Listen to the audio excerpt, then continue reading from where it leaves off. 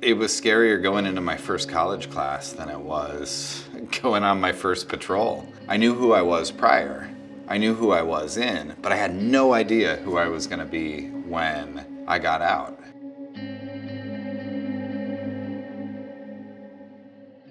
Hey, I'm John. I was in the United States Army. I served as an 11 Bravo infantryman from 2008 to 2011. Life as I knew it changed very dramatically, very quickly. We left for Afghanistan in March of 2009.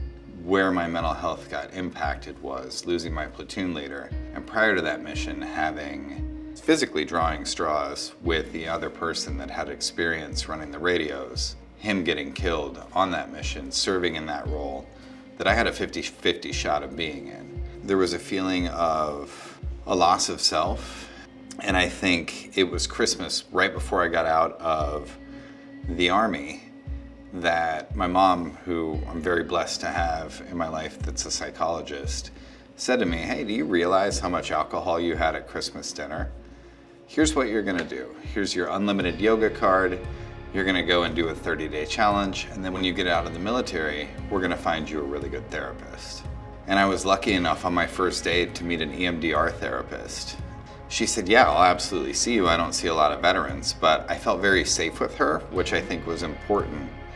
And I saw her every day, for probably the first 2 weeks, do an EMDR, and then twice a week for about a year and a half, just to really get through everything that was going on, the freeze response, the hypervigilance, the aggression. EMDR stands for eye movement desensitization and reprocessing. EMDR goes in there, stimulates both sides of the brain, allows you to unlock the amygdala, get in there and consolidate everything, and really reprogram it in a way that's healthy and allows you to heal and move forward from whatever that trauma is. And everything was okay for 7 or 8 years after I completed EMDR. And then 2020 rolls around. I'm left with my thoughts. My relationships are falling apart. I'm isolating myself. And I had done some browsing online about the benefits of ketamine therapy. It took the armor off that I was carrying for so long and allowed me to finally relax.